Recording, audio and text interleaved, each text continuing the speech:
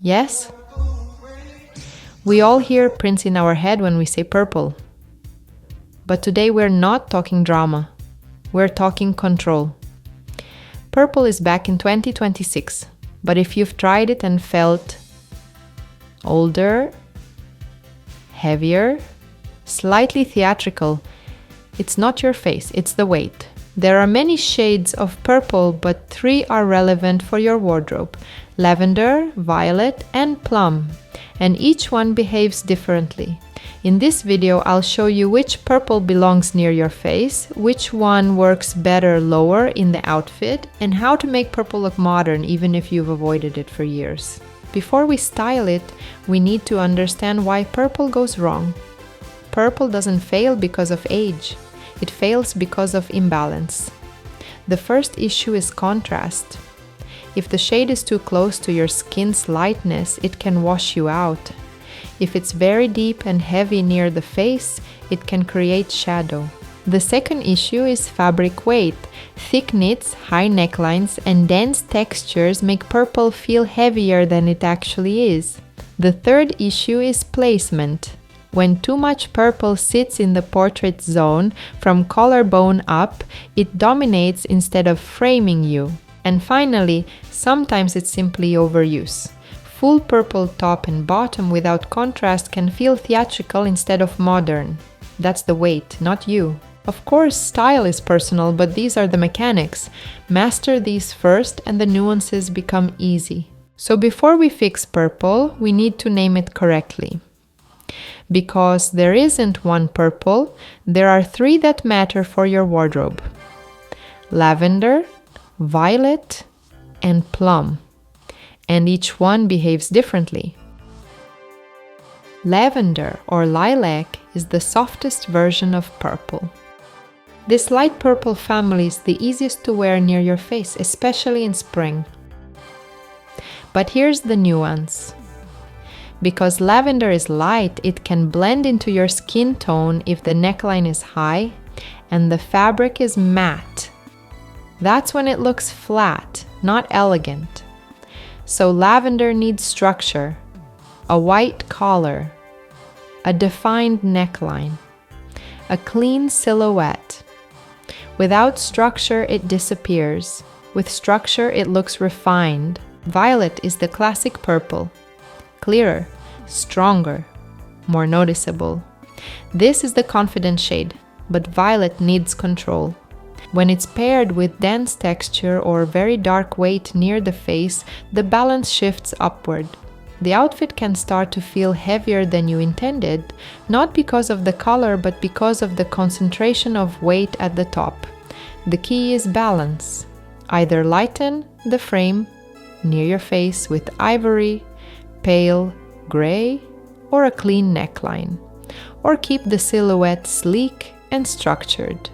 Violet looks chic when the weight is distributed, not stacked. Plum is the deepest version of purple. It feels rich, powerful, almost like burgundy.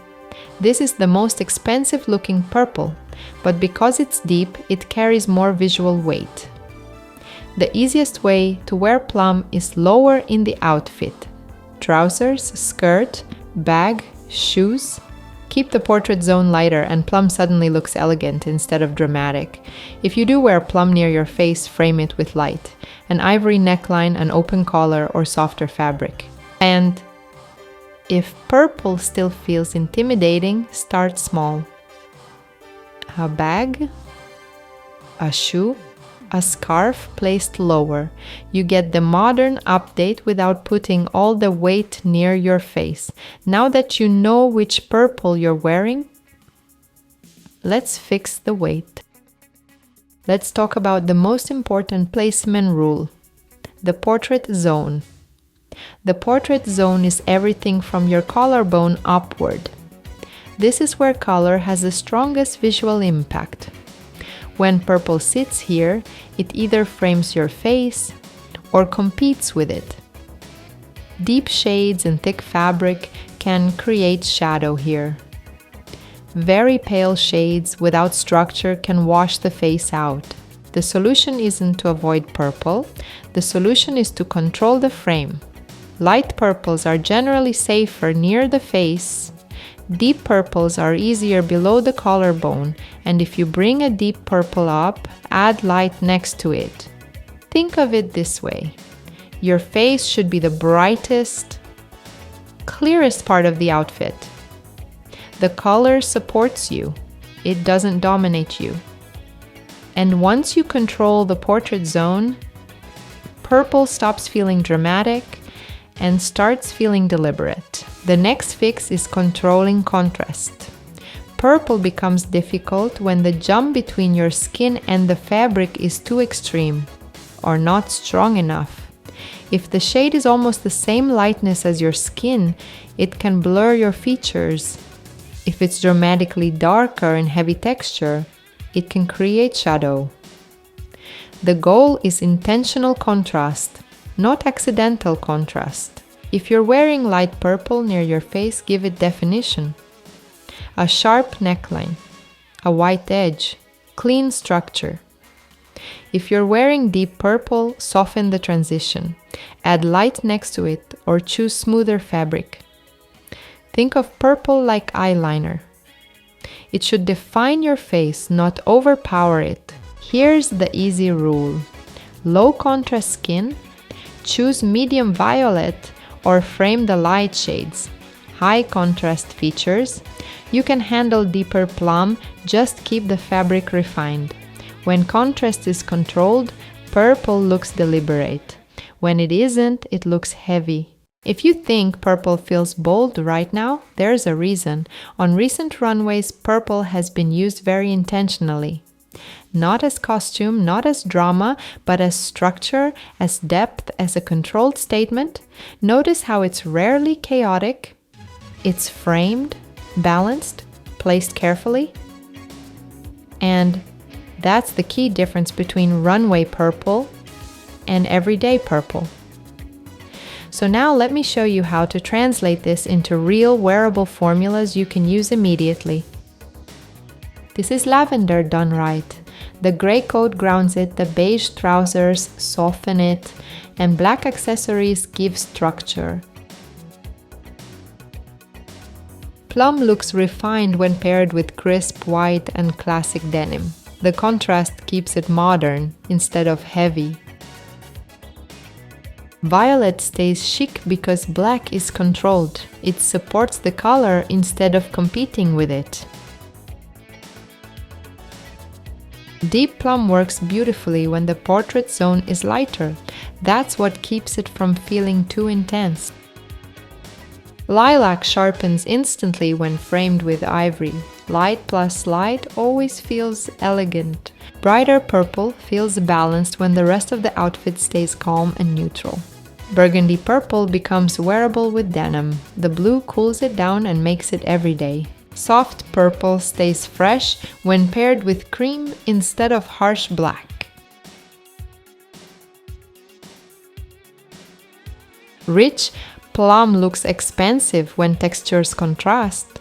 Matte, knit with sleek leather. Muted purple becomes modern when the silhouette is clean and simple. If you're unsure, start with purple in accessories. It adds interest without overwhelming. Deep tones look intentional when they stay in the same depth family.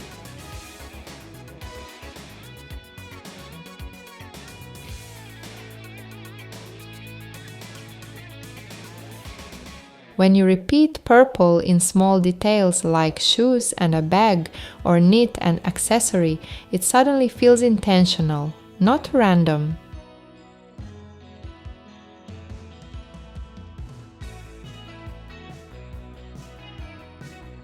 Plum works here because the white tee lifts the face zone. The denim cools the richness, and repeating the burgundy in the shoes makes it intentional. Here, plum feels grounded because olive absorbs its intensity and gray stabilizes it. The repeated burgundy in the sneakers keeps the color controlled. This is deep purple done in a calm, grown-up way. One last thing, rules help, but you are still the final decision. If a shade makes you feel amazing, we build around it. If you want a simple checklist, you can use every time you get dressed. Lighten, control contrast, repeat the color. I send my style notes by email. It's the fastest way to stay consistent without overthinking. Link in the description. Next video I'm doing winter to spring outfit hacks. No shopping, because this is the moment when outfits start looking tired.